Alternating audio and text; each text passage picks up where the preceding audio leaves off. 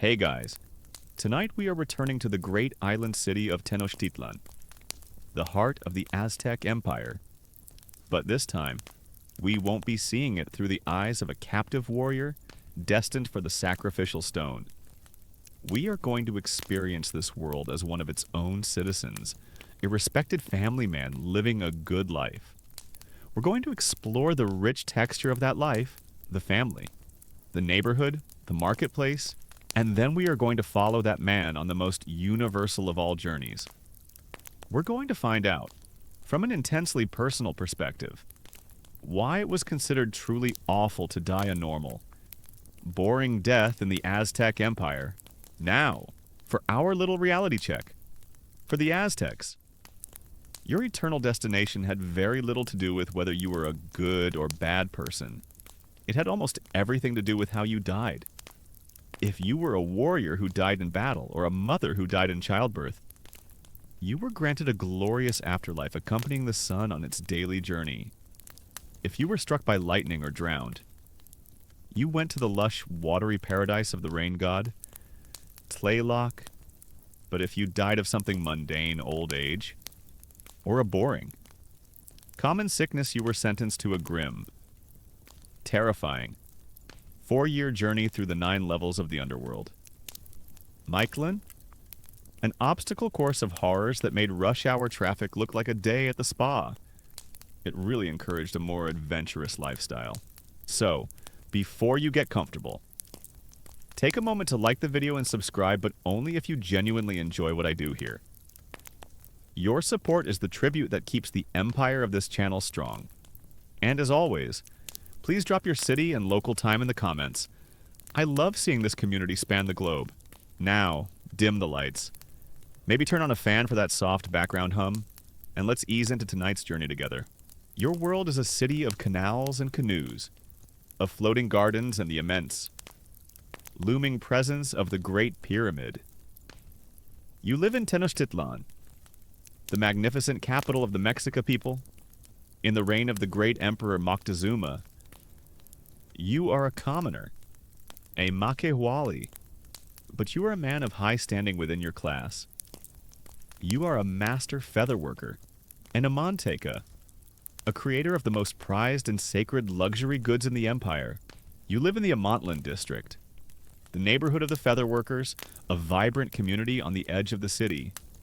Your house, like many, is built on a chinampa, a man-made island of woven reeds and rich lake mud. It is a solid house of adobe and plaster, whitewashed to a brilliant gleam in the sun.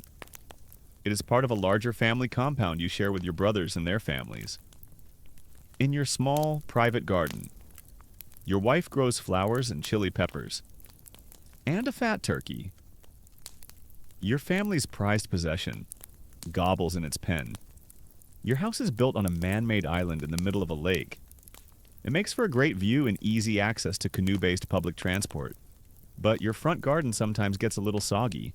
Your life is governed by the rhythms of your craft and your community. You belong to your local Kalpuli, a neighborhood-based clan that is the foundation of your social world. The Kalpuli has its own small temple, its own school for the young men, and its own leaders who represent you to the great lords of the city. It is your safety net, your government, and your identity. Your workshop is the center of your professional life. It is a clean, well-lit room, filled with the tools of your trade, sharp obsidian knives for cutting, fine copper tweezers for placing individual feathers, and pots of natural glue made from orchid bulbs.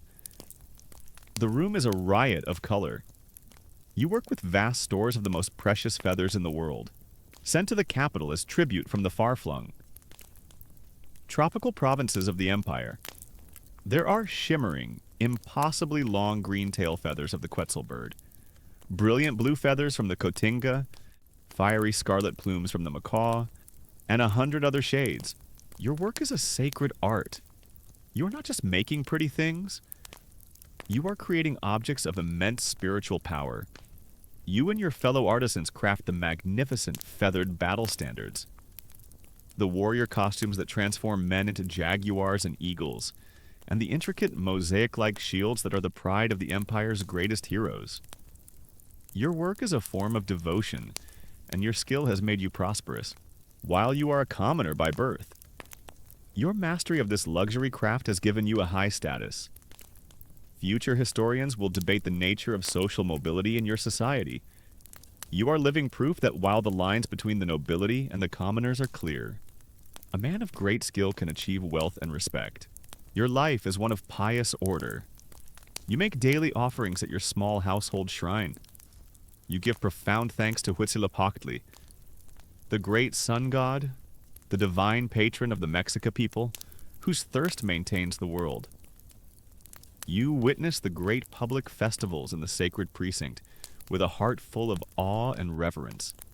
You see the processions of captive warriors being led to the top of the Great Pyramid, and you feel not horror, but a sense of grim satisfaction. You understand the cosmic bargain. The gods sacrifice themselves to create your world. This fifth sun, it is the duty of humanity to repay that debt with the most precious thing it possesses, human blood. This is the price of life, and you accept it without question. Today is a good day. You have spent the last month working on a masterpiece, a warrior's shield, a chimali. The base is a sturdy circle of woven reeds, and upon it, you have created a stunning feather mosaic depicting a great eagle devouring a serpent, a symbol of Huitzilopochtli's power. It is the finest work you have ever done. You take the shield, carefully wrapped in cotton cloth, and paddle your canoe through the canals to Tlatelolco, the vast city market, a place of incredible noise and commerce.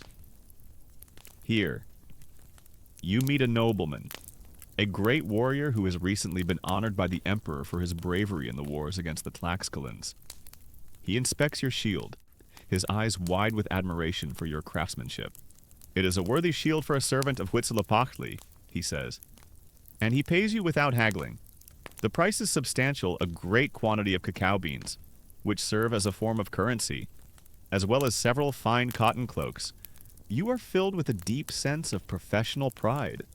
As a master featherworker, you create stunningly beautiful shields and headdresses for the Empire's greatest warriors, and it's a great honor. Though you do sometimes wonder if the warrior appreciates the subtle color grading of the macaw feathers right before he gets hit in the face with a club. With your new wealth, you trade for luxuries for your family. You buy a string of rare, green jaded beads for your wife, and a special treat you could not normally afford, a pot of vanilla, brought all the way from the coastal lowlands. To flavor your evening cup of chocolate, you return to your home as the sun is setting, its last rays turning the surface of the lake to liquid gold. Your wife greets you with a smile. Your children run to you, excited by the gifts you have brought. You sit with your family in your courtyard, sharing a simple, delicious meal of tortillas, beans, and grilled fish from the lake. You are a good man, living a good life. You are prosperous, respected, healthy, and secure in your place in the center of the world. As darkness falls, and your wife prepares a warm, frothy chocolate drink, sweetened with honey and flavored with your extravagant vanilla, you feel a sudden, strange weariness in your bones. A chill runs down your spine that has nothing to do with the cool night air. You dismiss it. It is just the fatigue of a long and successful day. You drink your chocolate, you listen to the laughter of your children, and you feel a profound sense of peace. You do not know that it is the last peaceful evening you will ever have.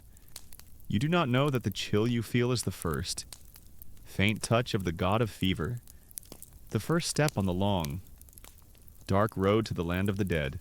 The feeling of peace from that perfect evening dissolves with the morning sun. You awaken with the ghost of the chill still in your bones. Your body aches, a deep and unfamiliar soreness in your joints. You dismiss it as the result of a long day hunched over your work. But the next day, the ache is worse, and it is joined by a fire in your head and a profound weakness in your limbs. By the third day, you cannot rise from your sleeping mat. You are in the grip of a powerful fever. The Kokolistli, your family is thrown into a state of quiet. Fearful panic. Sickness is never just a sickness. It is a sign of a deep imbalance. an intrusion of a hostile force into the harmony of the household. Your wife cares for you, placing cool, damp cloths on your burning forehead and trying to tempt you with a tole, the nourishing corn gruel, which you cannot bring yourself to drink. She sends your eldest son to fetch the tissitol, the local healer. The tissitol is a respected man in your Kalpuli, a man who understands both the body and the soul. He is a physician, but he is also a diviner, for one cannot heal the body without first understanding the spiritual cause of its affliction. He arrives, a calm, serious man carrying a bag of herbs and mysterious implements. He examines you, feeling the heat of your skin, looking at your tongue, listening to your ragged breathing. But his true diagnosis begins with a ritual. He takes a handful of maize kernels and a small, black obsidian mirror from his bag. He casts the kernels onto a clean cotton cloth laid on the floor, his eyes studying the pattern they form. He then stares deeply into the swirling, dark reflections of the obsidian mirror. After a long silence, he gives his verdict. An evil air, an ahakatl, has entered this house and lodged itself in your body. He declares, your tonali, your life force, has been weakened and startled. It has partially fled your body, leaving you vulnerable to this affliction. The doctor arrives, throws some corn kernels on the floor, and declares that your fever is caused by an angry wind. It's a very specific diagnosis. Though the prescription seems a little vague, the treatment begins immediately, a two-pronged attack against both the physical symptoms and the spiritual cause. The tissitol first prepares a potion for you. He grinds herbs in a stone mortar, mixing them with water. You have to drink the potion. It is incredibly bitter. Tasting of roots and bark in despair, he says it will fight the heat of the fever. Next, he declares you must be purified in the Temazcal, the sweat lodge. Your family's compound has a small one, a low, dome-shaped building of adobe, like an oven for people. The healer's plan is to put you in a small, pitch-black mud hut and pour water on hot rocks until it's 1,000 degrees. This is supposed to sweat the evil spirits out. It feels more like it's just cooking you. Your sons help you into the small, dark structure. It is pitch black inside. They pour water over stones that have been heated in a fire for hours. A thick, scalding steam fills the small space instantly. The heat is suffocating. Absolute. The tissitol sits with you in the darkness, chanting a long, monotonous prayer and beating the air with a bundle of herbs, commanding the sickness to leave your body with the sweat. You endure it as long as you can, until you feel you will faint from the heat, before you are helped back out into the cool evening air. The ritual treatments become more elaborate. The tissitol instructs your wife to make offerings at the small temple dedicated to your Kalpali's patron god, to appease any anger that might have caused this. He creates a small effigy of you from corn dough.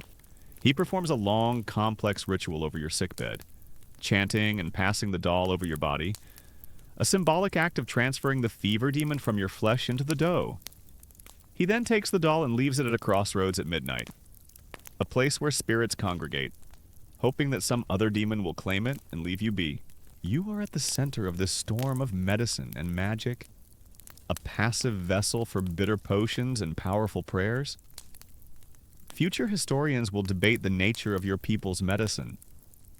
Was it a primitive science, based on the real pharmacological properties of the herbs you're drinking? Or was it simply magic? Its only power the placebo effect of these potent rituals lying on your mat. Your body on fire. You do not see a distinction. The physical and the spiritual are one and the same. To heal the body, one must heal the soul. But none of it works. The fever does not break. It intensifies. You grow weaker by the day. Your mind begins to drift. You are plunged into terrifying, vivid fever dreams. You dream you are walking on a path of sharp obsidian stones that cut your feet. You dream you are trying to cross a great, raging river of black water. You are already in your dreams. Beginning the journey to Mictlan, your family's hope turns to despair. They're quiet. Anxious movements are replaced by the sounds of open grief. Your wife begins the formal wailing, a high-pitched, keening sound that is both an expression of her sorrow and a public announcement of the impending death. The ticitle comes one final time. He looks at you, his face grim. He places a hand on your chest, then shakes his head. He tells your wife that he has done all he can. The evil air is too strong. Your tonali too weakened. The gods have decreed that your time has come. He tells her she must summon the priest who will prepare your soul for its journey. You drift in a gray, timeless fog between delirium and a dim awareness. You are vaguely aware of your wife holding your hand, her tears falling on your arm. You hear the sounds of your children weeping. You feel your own breath growing shallow, a faint flutter in your chest. Your last earthly thought is not of your great featherwork or your fine house. It is a simple, terrifying thought of the journey to come. The dark river, the crashing mountains, the 4 long, lonely years of pilgrimage through the land of the dead. And then, with one last, gentle sigh, the breath leaves your body for the last time. Your connection to the world of the living is severed. You have died, but you are still here. You feel a sensation not of rising, but of detaching. You are no longer in your body. You are beside it. A weightless, invisible presence in the room. You see your own still form on the mat. You see your wife. Her face contorted in a mask of pure grief, letting out a great, soul-shattering wail. The awful journey has begun, and the first stage is to watch your own death. The last breath leaves your body. A soft, final sigh, and then there is a strange, painless wrenching, a feeling of detachment. You are no longer looking out from your own eyes. You are floating, weightless and unseen, in the corner of your own room. Watching, you see your body, now a mere vessel, lying still on the reed mat. You see your wife let out a great, soul-shattering wail of grief, a sound that signals the beginning of the end. Your children rush to her side, their own cries joining hers. The sounds of their sorrow are strange to you now, like the noises from a world you can no longer touch. As you hover in the air, a new and innate knowledge fills you. It is the understanding of your own spiritual anatomy. For your entire life, you were a composite being, a creature of 3 souls. There was your tonally, your life force, which resided in your head, a gift from the sun that determined your fate and gave you your heat and energy. That is what the fever burned away. There was your ihayotl, the soul in your liver, the source of your passions, your bravery, your anger, and your desires. And there was your tailia, the soul in your heart, the divine spark that gave you your consciousness, your memory, your very self. It is this soul, the tailia, that you are now a disembodied intellect, a memory, a ghost. You've just died and discovered you had 3 souls. It feels a bit like finding out you had 2 extra bank accounts you never knew about. Only instead of money, they were full of life force and liver-based emotions, and now they're all gone. The ritualized morning begins with a powerful, formal structure. The women of your household, led by your wife, keen and weep. Their loud lamentations a public announcement of your passing and a necessary expression of the community's grief. Your eldest son, though his face is wet with tears, stands tall. He is the head of the household now. He must perform the first rite. He stands before your body and delivers a long, eloquent speech. He praises you as a father, as an artisan, as a member of the Kalpuli. He recounts your good deeds, and he speaks to you, to the soul he knows is still lingering. He wishes you strength for the long and difficult journey you are about to undertake. Soon, the elders of your Kalpuli and a priest specializing in funerary rites arrive. They take charge of preparing your earthly vessel, You watch with a strange detachment as they work. They wash your body with clean water, then dress it not in the fine cotton robes you wore in life, but in vestments of sacred paper. Amatol? The paper is painted with the symbols of the gods you will soon have to face. Then, they begin to truss your body. They do not lay you out straight. They draw your knees up to your chest and bind your limbs tightly with ropes of maguey fiber, forcing your body into a seated, fetal position. You are being returned to the position you held in your mother's womb, a symbol of your return to the great womb of the earth. Your body, once strong and vital, is now a tight, compact bundle. The most important preparations are for the journey of your soul. A small gourd, filled with fresh water, is tied to the bundle. For his thirst on the road, the priest murmurs. Then he takes a small, smooth, polished greenstone bead. It is a beautiful piece of jade, a chalchihuitl, the most precious of all substances. He reverently places this small stone inside the mouth of your corpse. This, you understand, is now your heart. It is the Yolaquictl, the heart of the dead. The journey to Mictlan is perilous, and at one of the 9 levels, you will face ravenous beasts that will devour your real. Fleshy heart. This stone is your replacement. A magical, indestructible heart that will allow you to continue your journey after the beasts have had their due. They've just put a small green rock in your mouth. Apparently, it's your new heart for the afterlife. It's a significant downgrade from the original, but you suppose it's better than nothing. Once your body is prepared, a great vigil begins. It lasts for 4 days. The main room of your house is filled with people around the clock. Your friends, your neighbors, every important family from your kopuli, they all come to pay their respects. The air is thick with the smoke of burning copal incense. A constant, fragrant cloud to purify the space and guide your wandering soul. The men chant the stories of the gods. The women continue their sorrowful wailing. A feast is prepared, but it is for the living. A necessary affirmation of life in the face of death. You, the ghost, are a silent attendee at your own wake. You drift through the rooms of the house you built, a house that is no longer yours. You see your own tools in your workshop, the brilliant feathers you will never weave again. You see your wife, her face a mask of sorrow, being comforted by her sisters.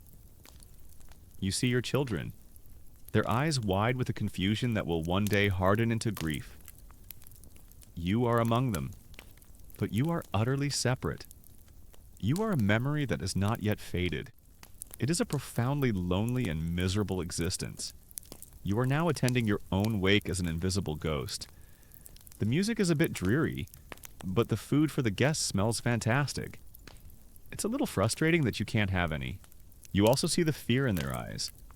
You understand now that these rituals, this loud and constant mourning, are not just for you. They are for them. They are a protective measure.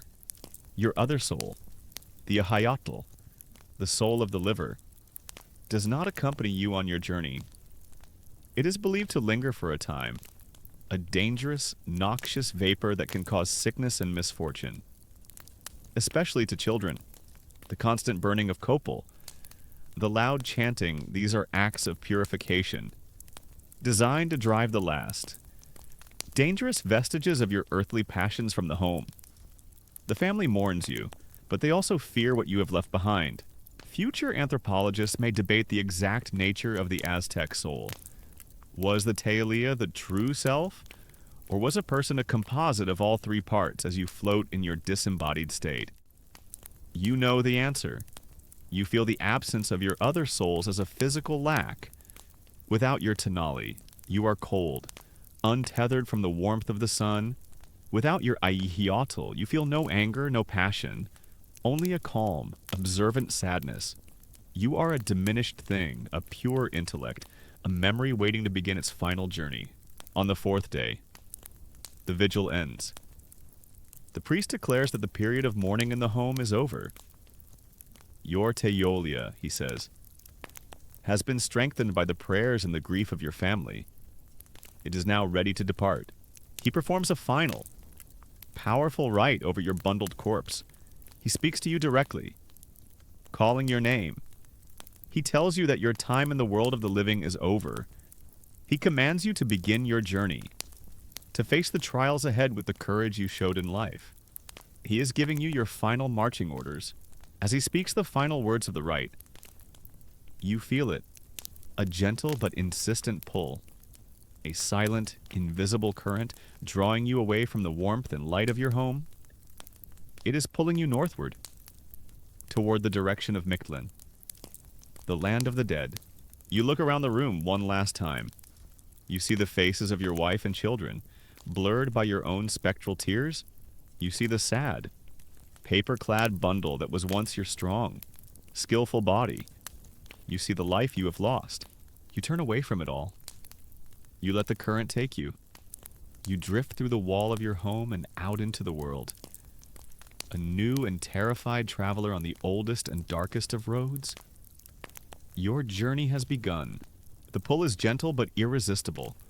A silent, cosmic tide drawing you away from the only home you have ever known. As a newly freed Teolia, a soul of the heart, you are weightless, formless, a consciousness detached from the world of warmth and substance. You drift through the plaster walls of your house and out into the bright, sunlit air of Tenochtitlan. But the world no longer looks the same. The brilliant colors of the flowers in your garden are muted, as if seen through a gray veil. The sounds of the city, the cries of vendors and the laughter of children, are distant and muffled, like noises heard from underwater. You are a ghost in your own city, already a stranger to the world you just left. You are not alone. As you are drawn northward, you find yourself part of a silent, flowing river of other souls. You see the Teolia of a great nobleman, still shimmering with a faint, residual aura of his magnificent Quetzal feather cloak. You see the soul of a poor farmer, and a young woman, and an old man. All ranks, all classes, all swept along in the same inexorable current. You look around at the other ghosts. Everyone is wearing the same outfit, a sort of vague, shadowy outline of their former selves. It's a very democratic, if rather drab, dress code. There is no communication between you. Each soul is an island, locked in its own silent memories and its own dawning dread of the journey to come. As you drift over the canals and rooftops of your Kalpuli, a new presence appears at your side. It is a small, spectral dog, its form wavering and indistinct, the color of yellow-brown clay. It looks up at you with intelligent, loyal eyes. You do not recognize the animal, but you understand instinctively who it is.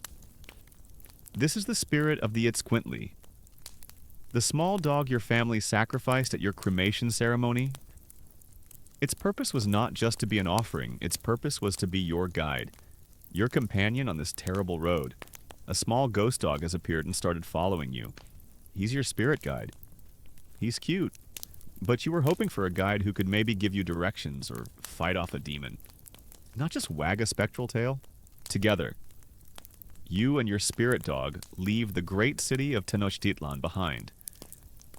You float over the massive northern causeway, watching the island city, with its gleaming white temples and green chinampas, shrink behind you. It is your final, sorrowful farewell to the world of the sun. The landscape you travel through now is not the physical world of men. It is a spiritual landscape, a gray, twilight realm that mirrors the desolate lands of the north. The sky is a permanent, starless dusk. The ground is a vast expanse of dust and sharp, black rocks, whipped by a ceaseless, mournful wind. You feel a constant, deep-seated cold, a coldness that is not of the air, but of the absence of your life-giving Tenali. A new, grim knowledge settles into your consciousness. As certain as the memory of your own name, you now know the path ahead. The journey will take 4 full years, and it will require you to pass through the 9 descending levels of Mictlan, the land of the dead. Each level is a trial, a torment designed to strip away the last vestiges of your earthly self until nothing is left. Future scholars may debate the precise order and nature of these 9 levels, as the old codices give slightly different accounts, but you do not have a clear map.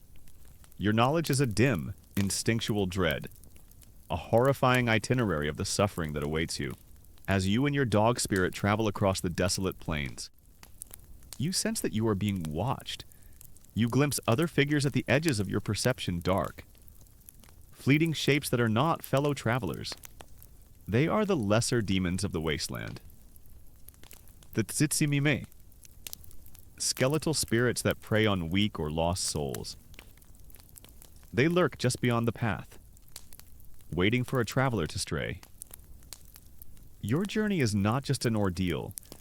It is a constant struggle against oblivion, after what feels like an eternity of this gray, timeless travel. You arrive at the true threshold of the underworld. In the distance, you see the first of the 9 great trials. It is a vast, turbulent river. Its waters not blue or green, but black and churning with a powerful current. This is the Apanahuaya, the Great Water, the first level of Mictlan, on the far bank of the river. The landscape is even more menacing. You see 2 great mountains, their peaks shrouded in the perpetual twilight. They loom over the river, silent and threatening. You stand on the dusty riverbank with your silent, spectral companion. You look at the black, churning water. You look at the impassive mountains beyond. You have left the world of the living completely behind you. This is the antechamber to hell itself. You've been conscripted into a 4-year-long death march through the underworld.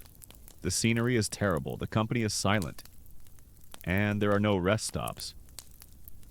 You would complain to the manager, but you suspect he's the one with the skull face and the flaming eyes at the end of the line. There is no turning back. Your long, awful, and heroic journey has begun. You stand on the edge of the great river, the Apanahuaya, with your spectral dog companion at your side. The water before you is not the life-giving, muddy brown of the rivers you knew. It is black, oily, and it churns with a powerful, unseen current that pulls at the very banks of the shore. There is no bridge, there is no ferryman.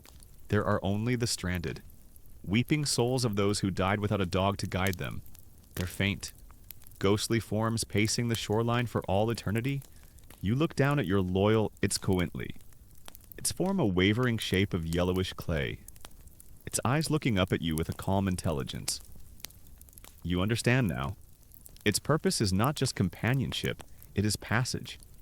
You remember the priest speaking of this. A dog that was white would refuse to enter the black. Filthy water. A dog that was black would be invisible in the gloom of Mictlan. Only a dog of this tawny. Earth and color had the courage and the ability to navigate this terrible river, without a command. The dog wades into the black water. It looks back at you, a silent invitation, with a sense of profound dread. You mount its spectral back, your weightless form settling upon it. The dog then plunges into the current. The crossing is a nightmare. The water's colder than any ice, a cold that seems to drain the very memory of warmth from your soul. The current is a powerful, living thing, trying to rip you from your canine guide and pull you down into the churning depths. You cling to the dog's spectral fur, your existence dependent on its steady, powerful strokes as it paddles through the torrent. You are crossing the river of death on the back of a ghost dog. It's like the world's most depressing and high-stakes water ride. When you finally reach the far shore, you slide from the dog's back, trembling with a spiritual cold that you fear will never leave you. You have passed the first of the 9 trials. 8 remain. The landscape on this side of the river is even more desolate. It is a vast plain of jagged, black rock under the eternal twilight sky. In the distance, you see the 2 great mountains that you had glimpsed from the other side. You and your dog begin to walk towards them. As you draw closer, you realize with a new wave of terror that the mountains are not still. They are moving.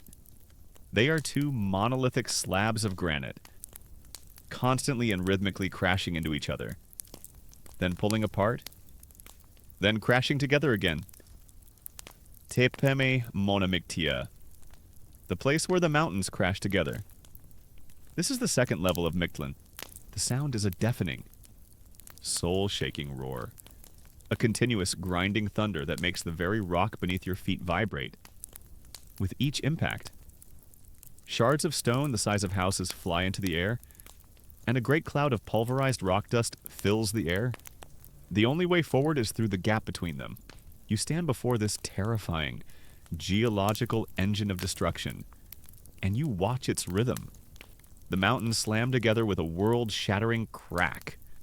Hold for a moment in a crushing embrace, and then slowly, groaning, pull apart, revealing a narrow, dark passage. They remain apart for only a few, terrifyingly short moments before they begin to move together again. There is no other path. You must pass through. It is a test of courage and of timing.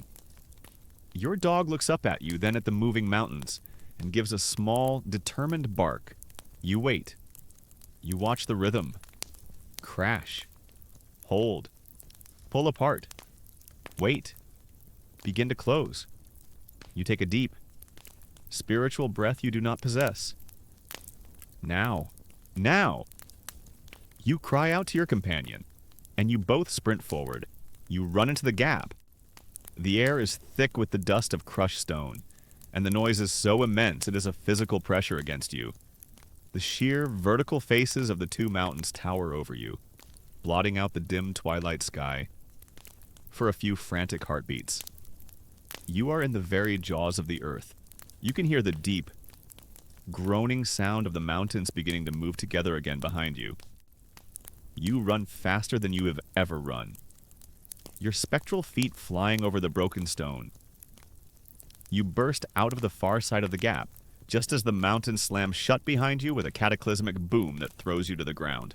You lie there, trembling, the echo of the impact ringing through your very essence. You have survived the second trial. You have passed through the crashing mountains. You slowly get to your feet and look around. The landscape ahead has changed again. The rocky plain has given way to a new and even more terrifying sight. In the distance, you see the third level of Mictlan rising before you, a great, steep mountain made not of rock, but of pure, black, gleaming obsidian. Its slopes are a razor's edge, its peak a shard of volcanic glass, and the ceaseless wind that blows across this dead land now whistles over that mountain, carrying with it a new sound, a high-pitched, tinkling, cutting sound, the sound of a wind made of knives. Congratulations! You've survived the first two levels of hell. Your prize is getting to experience the even more unpleasant third level. The rewards program here is terrible. You look down at your loyal dog spirit, and together, you take the first. Weary steps into this new circle of torment. The journey is long, and you have only just begun. You stand at the foot of the third level of Mictlan, the great mountain of obsidian. Its tepedal, it rises before you, a jagged, glittering spike of pure black, its peak lost in the permanent twilight of the underworld. The ground around its base is littered with razor-sharp flakes of the volcanic glass. This is not a mountain to be climbed with ropes and skill. It is a mountain to be endured. There is no other path, with your loyal dog spirit padding silently beside you. You begin the ascent. You reach out and place your hand on the mountainside. The obsidian is cold, smooth, and unimaginably sharp. The moment your spectral form touches it, you feel a slicing, cutting pain. It is not a pain of the flesh, for you have no flesh to cut. It is a pain of the soul. The climb is a slow, methodical agony. Every handhold is a blade. Every foothold is a shard of glass. With each movement, you feel the sharp edges of the mountain scraping and slicing at your very essence. your teolia. You feel as if thin layers of your memory are being flayed away. A sharp edge slices across your hand, and the memory of the feel of your wife's hand in yours vanishes. You place your foot on a jagged outcrop, and the memory of the taste of honey-sweetened chocolate is scraped away into the void. You look at your dog. It, too, is suffering.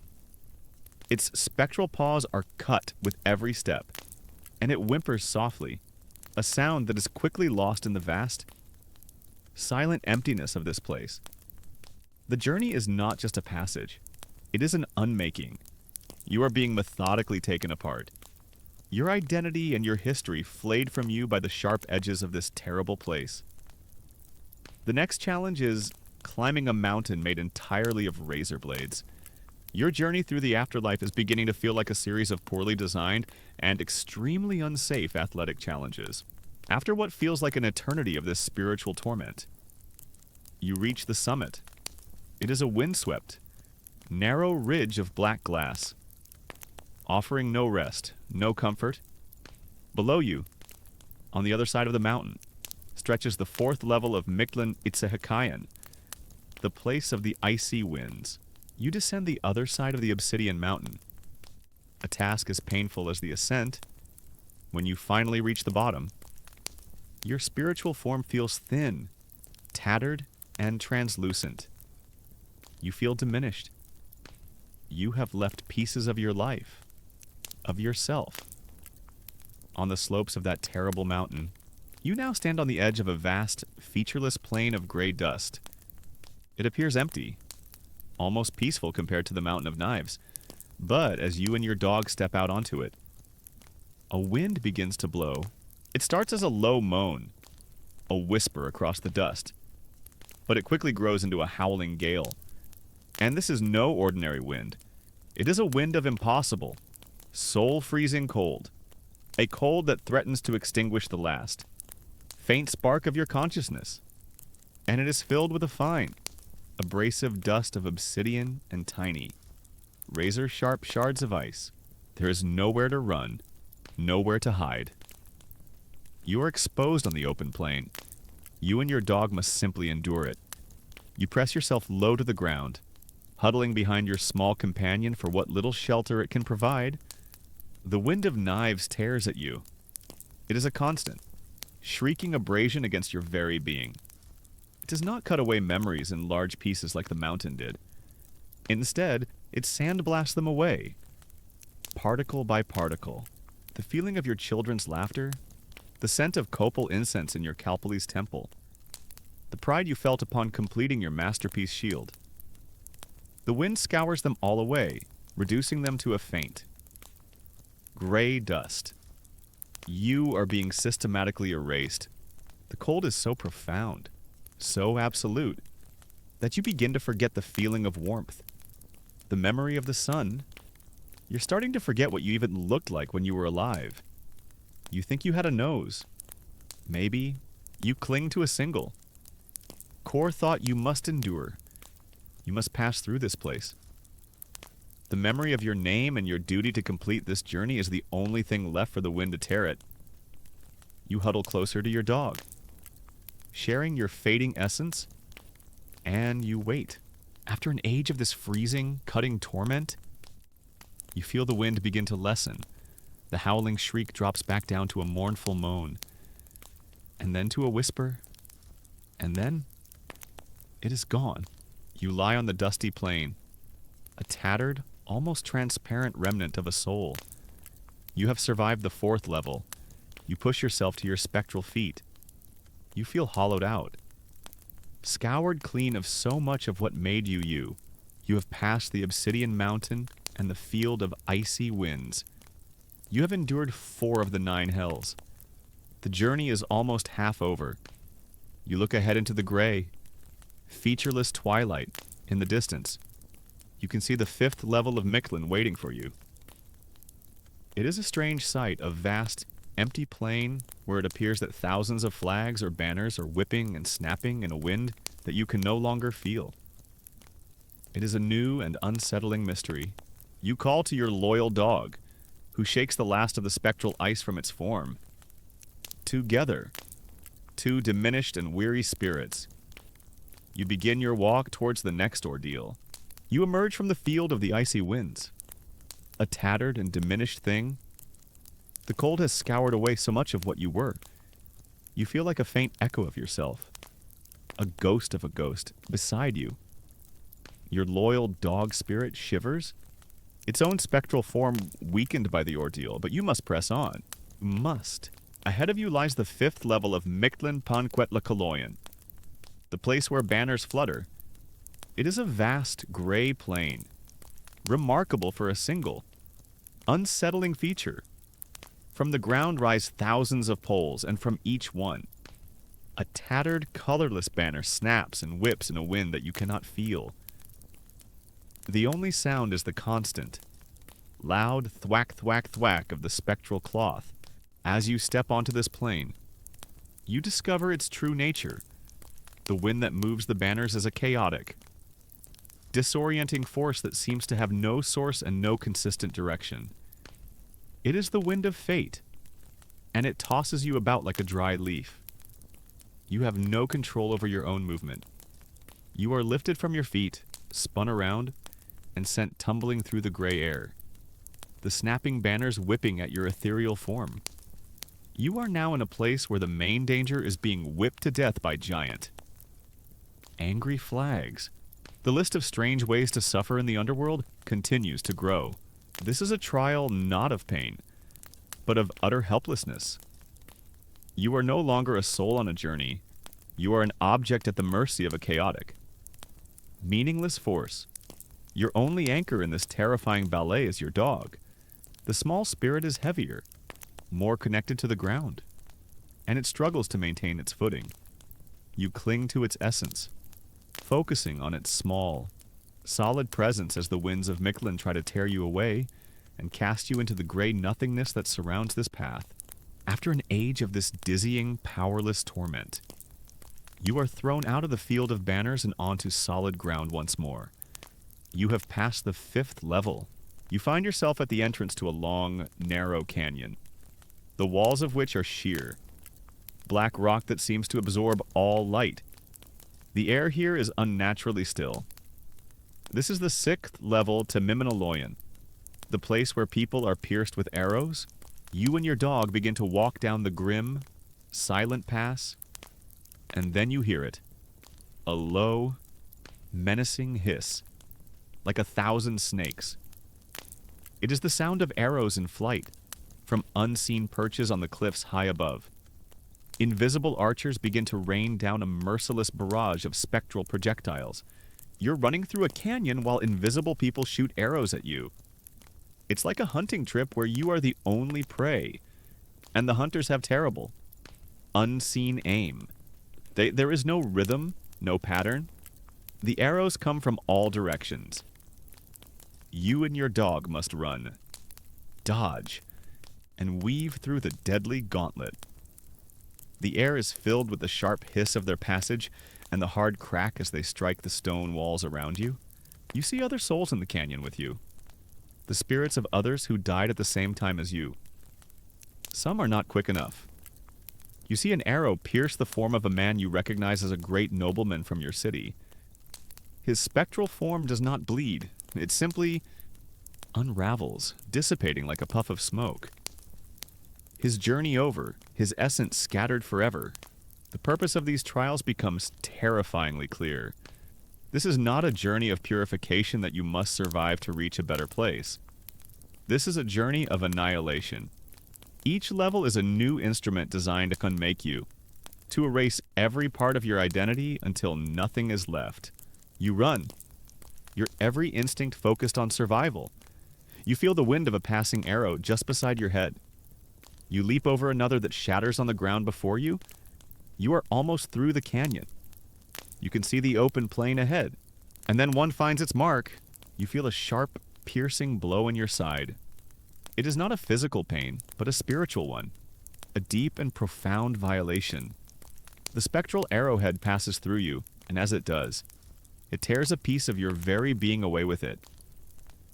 You stumble, crying out in a silent, spiritual agony, The wound does not bleed, but you feel a new and terrible emptiness inside you. You try to conjure the memory of your wife's face, the most precious image you have carried with you on this journey, and you cannot. It is gone. The arrow has taken it. All you have left is the knowledge that you once loved someone. But the specific, beautiful details of her face are now a blank. Gray void. The afterlife is not only terrifying, it's also very bad for your memory.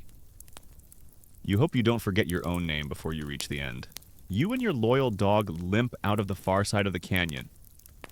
You have survived the 6th level. You are 2/3 of the way through your journey, but you are less than half the man you were when you began. You are a tattered ghost, wounded and diminished, haunted now not just by the horrors around you, but by the growing emptiness within you. You look ahead into the oppressive gloom.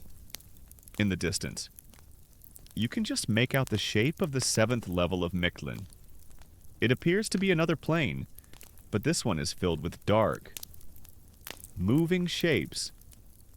And you hear a new sound on the wind, a sound that is perhaps the most terrifying yet, the low, hungry growling of great unseen beasts. You emerge from the canyon of arrows a wounded and diminished spirit. The loss of your wife's face is a hollow ache within you, a part of your soul that is now just a blank space. You and your loyal dog spirit press on, moving deeper into the eternal twilight of Mictlan. Ahead, the landscape changes again. You enter a vast, dark plain, and a new sound reaches you low, hungry growling from the shadows. This is the 7th level Teokoyalqualoya, the place where wild beasts devour hearts. The plain is not empty. It is roamed by great, spectral jaguars. They are not like the living jaguars of your world. Their forms are made of shadow, and their eyes glow with a faint, predatory light. They are the sacred beasts of the underworld, the guardians of this realm. You know what is required here. The priest had spoken of it. Your real heart, the seat of your Teolia, the source of your emotions and your identity, must be given up. It is a toll that must be paid. As you step onto the plain, one of the great shadow jaguars detaches itself from the gloom and pads silently towards you. It stops before you, its presence immense and terrifying. It is not frenzied or angry. It is simply performing its cosmic function. It opens its great mouth, revealing teeth of obsidian and waits. This is the moment for which your family prepared you. The small, green jade bead, the ralchihuitl they placed in your mouth after your death, that is your offering. It is your substitute heart. But to give it, you must first surrender the real one. You feel a terrible, wrenching sensation in the center of your being, an agony that is not of the flesh but of the spirit. It is the feeling of your spiritual heart, the vessel of every love, every joy, every pride, and every sorrow you have ever felt, being torn from you. The jaguar demon consumes it in a single gulp. The loss is absolute. The last vestiges of your human emotion, your love for your children, your memory of your wife's laugh, your pride in your craft are all gone, devoured by the beast.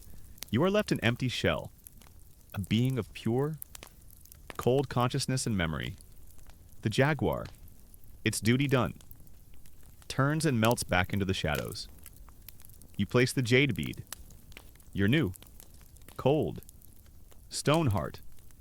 In the void within you, you are now heartless, and you may proceed. You and your dog cross the plain of the jaguars, which are no longer interested in you, and arrive at the 8th level of Mictlan Itzmictlan Apokalokan, the place of the dead, where the path is narrow. Before you lies a vast, bottomless chasm, filled with a swirling, dark mist. The only way across is a narrow, winding path of sharp, slippery stones, some no wider than your foot. And from the chasm below, a great wind howls upwards, the wind of oblivion, which seeks to tear you from the path and cast you into the final nothingness. There is no room for error. This is a trial of pure focus and balance. Your lack of emotion is now a strange kind of asset. You feel no fear, no anxiety, only the cold. Clear, intellectual imperative to cross. You begin the traverse, placing one spectral foot carefully in front of the other. Your dog spirit moves beside you, its low-slung body and four paws giving it a stability you lack. The wind of oblivion shrieks and howls around you.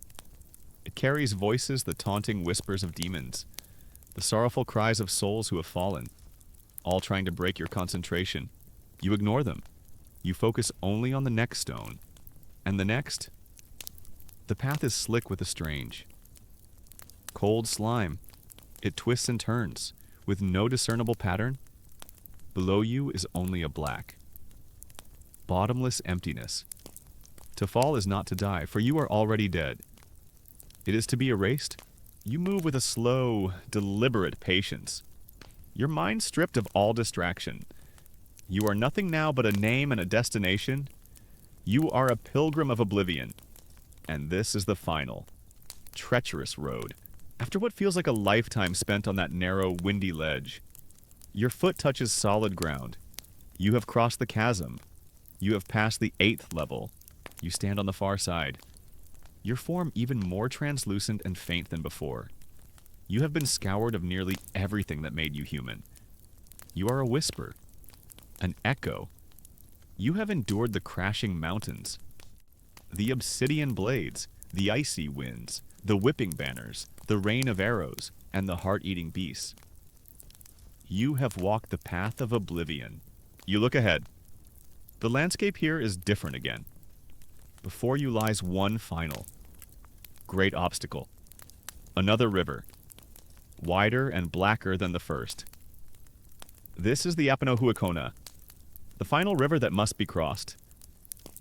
This is the 9th and final level of Mictlan, and on the far shore, you can just make out a dim, gloomy structure, the palace of the Lord of the Dead himself. Your 4-year journey is almost at an end. You have been broken down, stripped, and unmade. You are ready for your final audience. You stand on the bank of the Apanohuacona, the 9th and final river of Mictlan.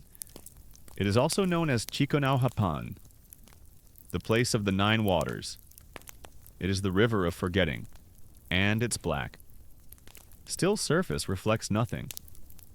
On the far shore, shrouded in a deep and ancient gloom, stands the Palace of Bone, the seat of the Lord and Lady of the Dead. Your 4-year journey is almost over. You look at your loyal dog spirit. Its form is faint now, weary from the long journey, but its eyes are still bright with a steadfast loyalty. This is its final duty. You place your hands on its back. Your own form now so thin and translucent, you are little more than a memory of a man. The dog steps into the black water, and together, you begin the final crossing. The water of this river does not churn or rage. It is perfectly, unnervingly still. And it does not feel cold. It feels like nothing. As you move through it, you feel the last of your earthly memories being gently washed away. The specific sounds of the Tlatelolco market. The scent of the vanilla in your last cup of chocolate. The proud image of the eagle and serpent shield you crafted, all of it, dissolves into the black water, leaving you with only the abstract knowledge that you once had a life. Even your own name begins to fade. You were a feather worker. You were a husband. You were a father. But who were you? The names of your children, the name of your wife. Your own name, they become like stones sinking into deep. Dark mud. Their outlines visible for a moment before they are gone forever. By the time your dog's feet touch the far shore, you are almost completely unmade. You are a point of pure, nameless consciousness, an essence scoured clean of identity. All that remains is a single, driving imperative to present yourself to the master of this land. You and your dog approach the palace. It is a place of profound and terrifying silence. A great, lightless fortress made of dark, moss-covered stone and what looks like yellowed bone. Bats flit silently from its eaves, and giant spectral spiders mend their webs in the archways. You enter the Great Hall. It is a vast, cavernous space, its ceiling lost in a gloom that no light has ever pierced. At the far end of the hall, seated on thrones carved from human bones, are the rulers of Mictlan. To the left sits Mictlantecuhtli, the Lady of the Dead. She is a skeletal figure, her jaw unhinged in a permanent, silent grin. She wears a skirt of writhing serpents. It is her sacred duty to watch over the bones of the dead, and her empty eye sockets seem to see and know every one of them. And beside her sits her husband, the great and terrible lord of the land of the dead, Mictlantecuhtli. He, too, is a skeletal god, but one of immense and terrifying power. His head is a grinning skull, his earplugs are made of human hands, and his body is spattered with the dark fluids of the underworld. He is not a king who rules, he is a force of nature, the embodiment of entropy and final decay. He is not evil, he is simply the end. You and your dog approach the thrones and stand before them. There is no ceremony here, no music, no praise. You simply stand, a faint and trembling spirit, before the gods of oblivion. Mictlantecuhtli raises a bony hand. He does not speak, but his judgment fills the silent hall. He sees you. He sees that you have completed the journey. You have crossed the rivers. You have passed between the crashing mountains. You have climbed the obsidian peak and endured the wind of knives. You have survived the arrows and given your heart to the jaguar. You have walked the narrow path. Your 4-year trial is complete. You have earned your rest. This is not a judgment of your sins or your virtues. Your life on earth is now meaningless. This is a simple, procedural confirmation. Your paperwork is in order. Your journey is done. You have reached the 9th level. He gives a slight final nod. It is the gesture of dismissal. It is the granting of peace. And with that final, silent judgment, you feel the last of your being begin to dissolve. The point of consciousness that is you starts to unravel, like a thread being pulled from a great, dark tapestry. Your loyal dog spirit, its long duty finally done, fades with you. The last thing you are aware of is a sense of profound, absolute, and dreamless peace. It is the peace of non-existence. It is the mercy of a complete and total end. The narrative perspective pulls back, leaving the two skeletal gods sitting on their thrones of bone in their silent, dark hall, waiting for the next weary soul to complete its long journey. Your story, the story of the featherworker of Tenochtitlan, is over. Your soul has found its final, quiet oblivion in the 9th and deepest level of Mictlan. Your personal journey is over. Your consciousness, the Teolia that was once a proud featherworker of Tenochtitlan, has found its final, quiet oblivion in the 9th level of the underworld. But your story in the world of the living is not yet complete. The final act belongs to your family. The narrative perspective returns to the sunlit world, to your home in the Amantlan district. 4 years have passed since the day you took your last breath. 4 years. The precise amount of time it has taken your soul to complete its arduous journey through Mictlan. For your family, this day marks the end of their long and solemn duty of mourning. Your eldest son, now a man grown and the respected head of the household, leads the final remembrance ceremony. For 4 years, a small wooden effigy of you has sat in a place of honor in your home. This Ixiptla, your impersonator, has been treated as you. It has been spoken to, offered food and drink, and been the focus of the family's grief. Now, its purpose is at an end. A great feast is prepared, the largest since your death. Your entire Kalpoli, your clan and neighbors are invited. It is not a sad occasion. The ritual wailing has ceased. The mood is one of solemn, respectful, and profound relief. At the center of the ceremony is the wooden effigy. Your son makes a final, great offering to it. a symbolic, nourishing meal to ensure your spirit, having just arrived before the Lord of the Dead, is at its strongest. He makes a final speech, no longer wishing you well on your journey, but congratulating you on its successful completion. He declares that your trials are over and that you have found your final rest. Then, the effigy is carefully, reverently, carried into the central courtyard and placed upon a pyre of fragrant wood. The priest lights the fire. You watch, as a timeless observer, as the wooden form that has represented you for 4 years is consumed by the flames. The smoke rises into the sky, a final, fragrant message to the gods that a human soul has completed its journey and been accounted for. The burning is a release. Your family is letting you go. Your soul is no longer their responsibility. With this final act, your status changes. You are no longer the recently departed, a soul in peril to be worried over. You have now successfully become a venerated ancestor. A small, simple clay figurine representing you is placed on the household altar. Alongside the figures of your grandparents and other distant kin, you have joined the collective spiritual guardians of your lineage. The great feast begins. It is a celebration of life, of continuity, your family, and your community. By performing these long and arduous rites with perfect piety, have fulfilled their most sacred duty. They have ensured the cosmic order is maintained. They have protected themselves from the potential wrath of a neglected spirit. And they have successfully guided your soul to its final peace. Future historians will debate the function of these long mourning rituals. Were they for the dead? Or for the living? You see that they were for both.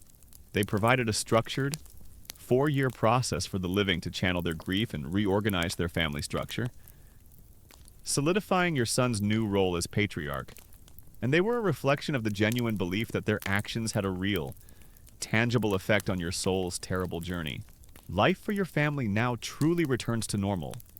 Your wife, having honored her duty to you, is now free to remarry. Your children, now grown, will have families of their own.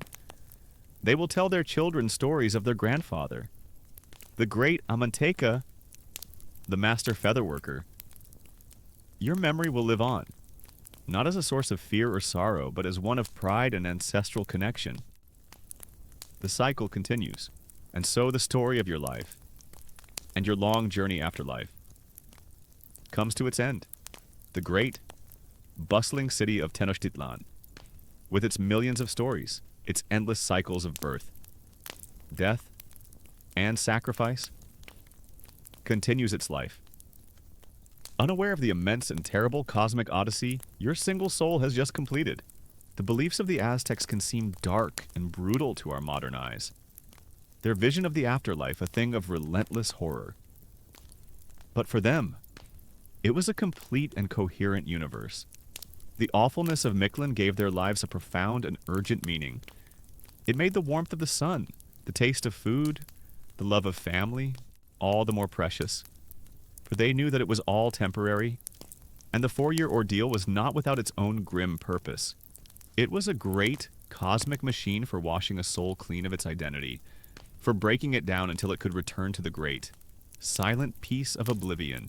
Let the memory of that ancient, alien world now fade. The obsidian mountains have worn away. The river of forgetting has flowed into the sea of time. The skeletal Lord of the Dead has no claim on you. Your own journey tonight is not to a place of trial and dissolution, but to a place of quiet restoration. You are safe in your own world, a world of softer beliefs and gentler nights. There are no crashing mountains or heart-eating beasts here. There is only the stillness of your room, the comfort of your bed, and the profound, simple peace of a well-deserved rest.